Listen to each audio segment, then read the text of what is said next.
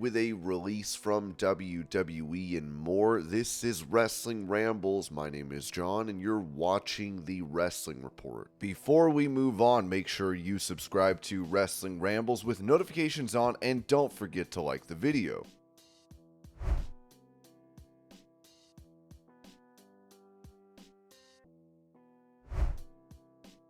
Responding to rumors of there being a biopic on the Hart family in the works, Natalya said this to Fightful. "I can't confirm and I can't deny, but there is something I've been working on that is really close to my heart. I've been working on it for a little while now, and I feel like we're in such a boom right now with the industry and with wrestling. My family, there are so many incredible stories that have never been told that are so great. For me to be able to celebrate my family and celebrate everything we've built, there are so many positive things. Yes, I'm working on something close to my heart." Rory Culkin is a huge wrestling fan. Rory and his brothers were sitting front row for SummerSlam when I won the Women's Championship at the Barclays Center. I love when we meet people from other walks of life that love this industry.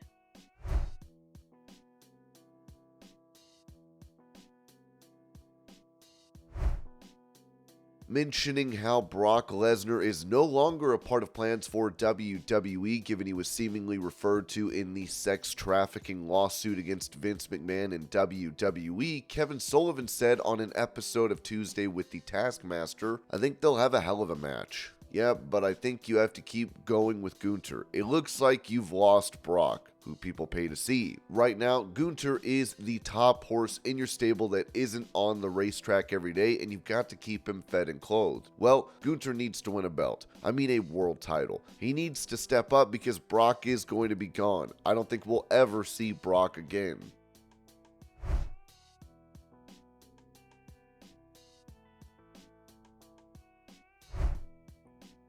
As Seth Rollins previously touched on the difficulties of those in the UFC transitioning to WWE, Booker T added to this conversation on his Hall of Fame podcast. "You know, Seth is a working man. Seth is doing his job." Okay, I think the UFC fighters are going to pretty much say the same thing, perhaps in a different way. But I think the UFC fighter is going to say the same thing in a different way. Because can we go in to do what the UFC guys do? No, we can't. No way can we go over there and do what those guys do. It's very few people in the world who have dedicated their lives to doing nothing but going out there and fighting inside a cage with other men. So that is, the elite guys that do that. The professional wrestler is an elite specimen as well because he's more of a mental guy. Just like Seth said, to do those small towns and then to, get on a flight to go do TV and then get on another flight to go overseas to do a whole tour to get back to be ready for Monday Night Raw all over again. It's the most grueling, the most grinding thing that you're ever going to do in your life, and you have to be a certain type of individual to be able to do that. And can imagine Ronda Rousey after going through the life that she had led, being Olympic judo. Let's say she was a kid training since she was a kid, going to the Olympics. Just that alone, training for that, then coming out and going to the UFC, having that lifestyle and is trying to be a professional wrestler. Good God. It is the hardest thing in the world for a guy that's coming out of high school, that's 20 years old, fresh, don't have one bump on his bump card, to get several bumps on a boat. So it's just a different world, more so than anything.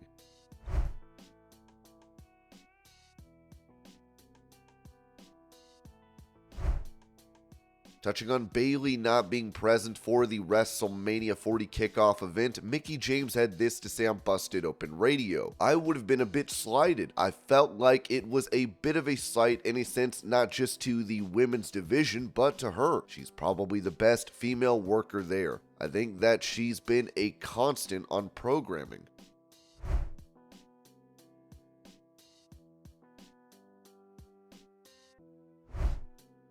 Going over changes over at TNA Wrestling, Sean Ross Sapp of Fightful said there has been a lot made about the increase in budget and production upgrades coming to TNA Wrestling, but sources within Anthem claim that many were actually related to software upgrades more than anything else. The schedule for TNA appears to be the same in 2024, although they are apparently looking to reduce some of the cost compared to last year.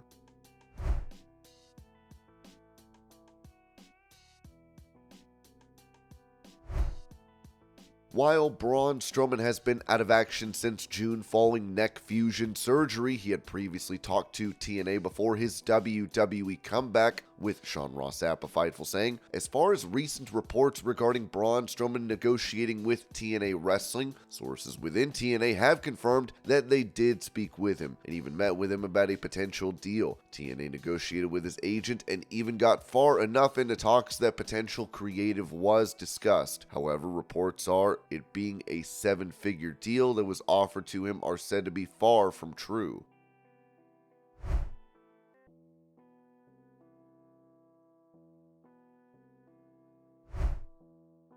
Revealing his future plans in All Elite Wrestling, one half of the AEW Tag Team Champions, Darby Allin, told Denise Salcedo, "So to be the face of a company, I believe you have to be world champion. So that is the next logical step when I get back from Everest, because Everest is almost like a vision quest in a way. I'm going to go dig deep down inside the mountains and find out what it's really like inside of here."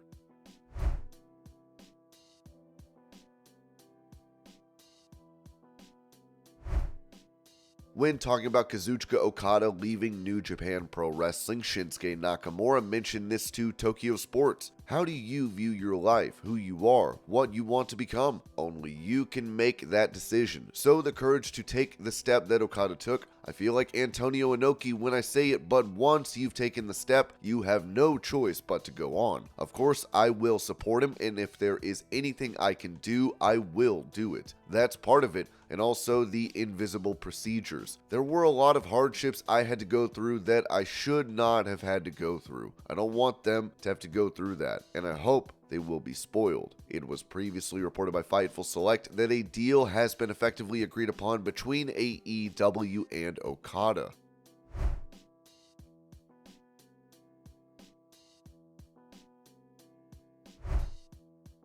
With CM Punk recently undergoing a procedure to repair his torn triceps, he is expected to be out of action from WWE for the next 4 to 6 months. Taking to Instagram, Punk posted a photo showing off his stitches.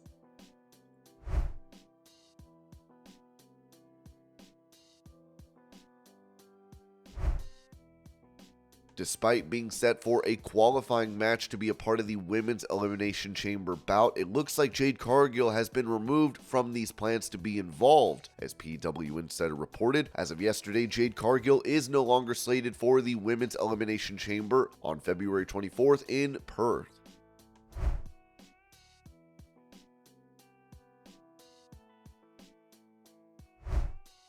Taking to X, a health update on Shotzi was given as Corey Brennan of Fightful wrote, "Shotzi and Lyra Valkyria's NXT Women's title match during tonight's second NXT taping was stopped due to a serious knee injury suffered by Shotzi." It would be added that, after speaking to several sources in NXT, Corey Brennan was able to confirm that Shotzi was not able to place weight on her injured knee and was forced to hop to the back with assistance from WWE's medical team. It was apparent when Shotzi arrived backstage that she was in a large amount of pain.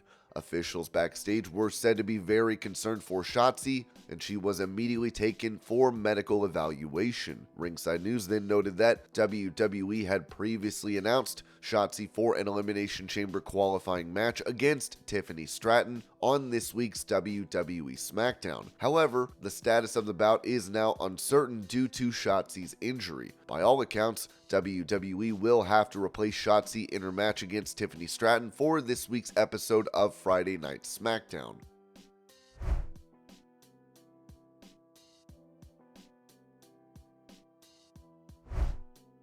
Going over a recent release for WWE, Ringside News wrote that according to PW Insider, Matt Camp, who served WWE for several years as the host of The Bump and various other content, was confirmed to have been released last week. The news of Camp's departure has been met with surprise among several individuals within the company. No clear explanation for his release has been provided, and the company has not issued any internal statements on the matter. Camp had been part of the company since September 2019, and throughout his tenure consistently hosted every episode of WWE's Wednesday talk show The Bump until his quiet release last week.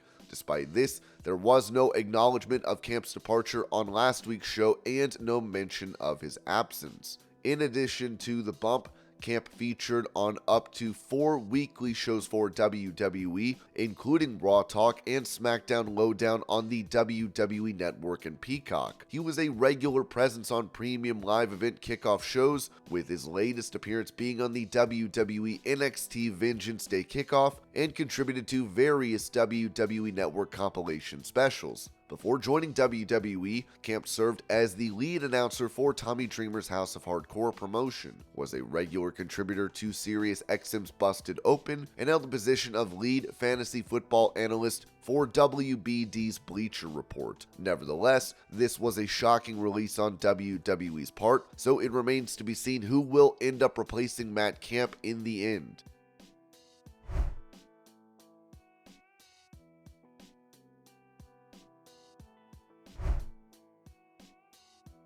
Giving insight into a possible location for next year's WrestleMania, Vital Vega wrote on X, "Early word, WrestleMania is coming back to Las Vegas. Announcement anticipated soon. This will be the first WrestleMania in Las Vegas since 9 and 1993 at Caesars Palace. They had some sort of news conference in Vegas for XL to be held in Philadelphia."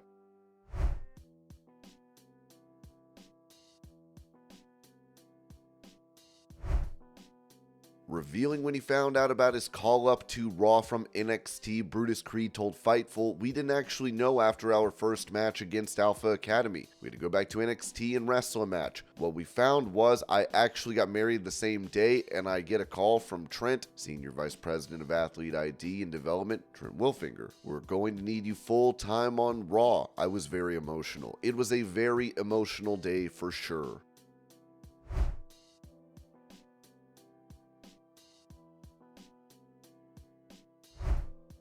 Speaking about having Usher perform his song "Yeah" for his entrance at WrestleMania 40, LA Knight noted on WWE's The Bump, "Wait a minute, can we get this set up? Is he coming to WrestleMania for my entrance or what? I'm coming out and I'm performing Yeah with him. Let's go."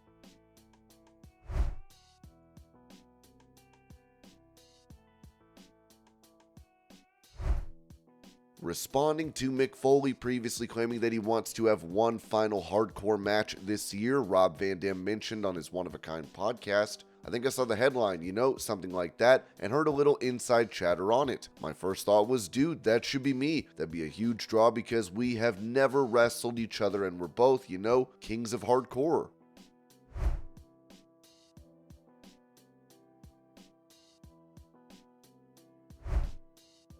Explaining how he felt regarding his arrival to WWE, Rob Van Dam said on that same podcast, "That's why I didn't want to go to WWE in 2001. I was afraid that they would give me some lame character and change everything about me. That really bothered me because obviously it's always been important for me to be myself, and I really thought that was going to be an uphill battle. I thought they were going to come up with some lame who knows what. That's why I was even upset. I didn't tell them that I kissed Ted DiBiase's foot because I didn't want them to make an angle out of it. Paul Heyman was, I think, trying to explain me to the office, and certain guys in the office who might have power now would have rather just passed on me."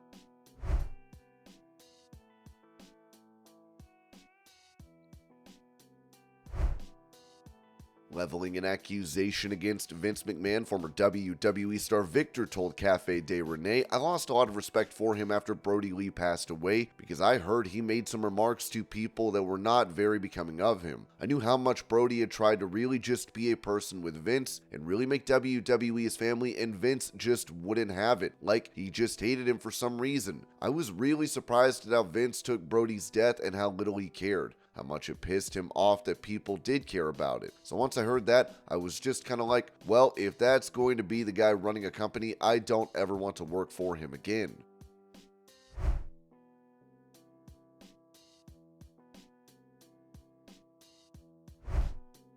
Going over changes that are set for the management side of TNA Wrestling, Ringside News wrote that Anthem Sports and Entertainment Incorporated created a buzz in the wrestling community by appointing Anthony Ciccione as the new president of TNA Wrestling. displacing the long-standing president Scott D'Amore. D'Amore's departure marked the end of an era where he played a pivotal role in guiding TNA through various changes and challenges. In 2017, D'Amore and current AEW talent Don Callis were appointed co-executive vice presidents alongside Ed Nordholm, who held the position of president. Callis departed Impact in 2021 to join AEW, leaving D'Amore as the sole EVP before assuming the role of president of Impact Wrestling just under a year ago. Nordholm continued to be involved with TNA under D'Amore's leadership. According to House of Wrestling, it was reported that Ed Nordholm, while still an executive at Anthem Sports and Entertainment, is no longer actively involved with the TNA brand. Although he remains an Anthem executive, Nordholm has ceased working directly with TNA. During the announcement of D'Amore's departure and Cicione's promotion, Nordholm participated in his Anthem executive capacity. Sources noted Nordholm's close association with D'Amore, revealing that the decision for him to step back from TNA was made several weeks ago, likely coinciding with D'Amore's exit planning. It has also been conveyed that Nordholm is no longer engaged in Anthem sports-related activities. Scott D'Amore's TNA firing was also in the works long before it was officially announced. In the aftermath of his termination, reports emerged detailing the circumstances surrounding D'Amore's firing, including his unsuccessful attempt to purchase TNA.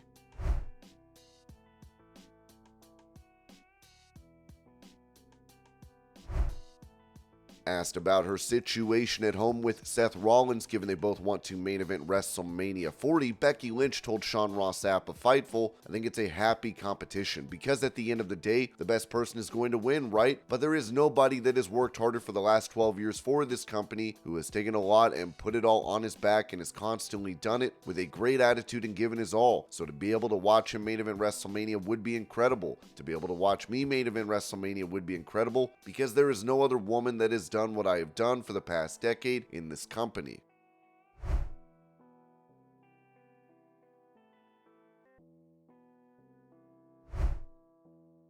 Giving praise to a former NXT champion that is set to be on Raw or SmackDown, The Undertaker said this about Braun Breaker on his 6 Feet Under podcast. "He's got it. Not only the physical attributes, but he has it. He has a personality, and the it factor is important. It's cool that they can take that much time with him. That shows how strong the roster really is. They let him develop and develop and develop, and now he is ready, and he'll move into a really good spot, I'm sure."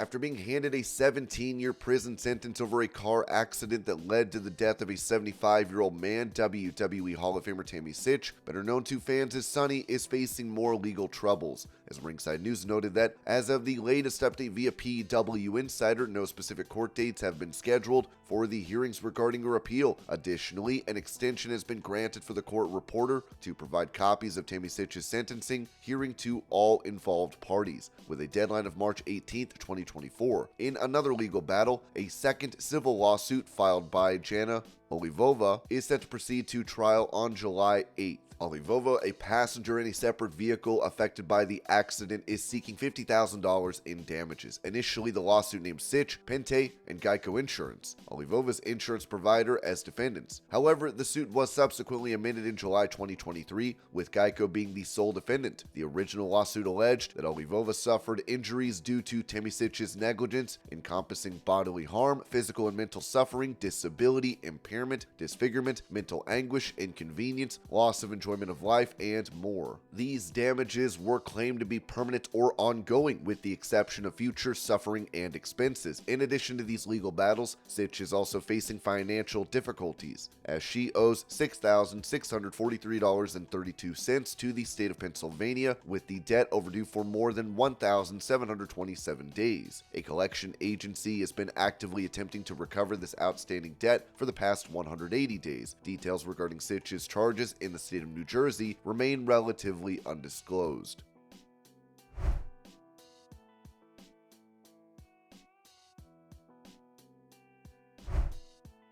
Recalling an interesting interaction she had during her time in WWE, Francine said on her Eyes Up Here podcast, "I mean, when I worked there were stories floating around, and again, when I worked there, I was told by somebody higher up that if you want to be seen, go get a bottle of oil. Rubbing oil all over my boobs and knocking on Vince's door and going in there and leaning on his desk and trying to get noticed. That's what I was told to do. And I said, absolutely not, I'm not doing that."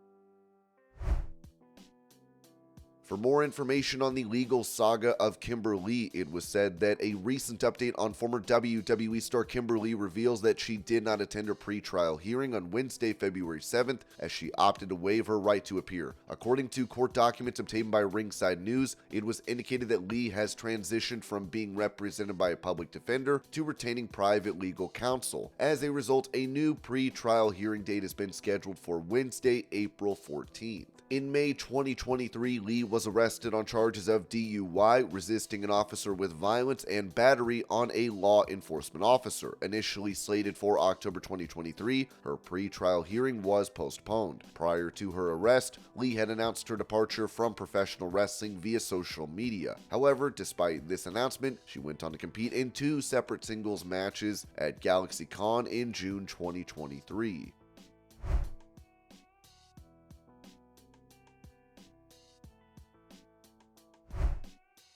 It appears a star that parted ways with AEW will be returning, as it was said that Fightful has learned that QT Marshall is returning to All Elite Wrestling, but in a much different capacity. Sources indicated to Fightful that Marshall and AEW worked out their prior issues and will be coming back in the vice president role that he once held. However, he has not planned to return as an in-ring talent. Those that we spoke to say that an agreement was in place as of a couple of weeks ago. He has not started back with the company as of yet. We're told that Marshall is free to wrestle outside of AEW with the exception of WWE. The 38-year-old Marshall hasn't wrestled since his AEW deal officially ended on December 31st, but has shown off his physical transformation on Twitter.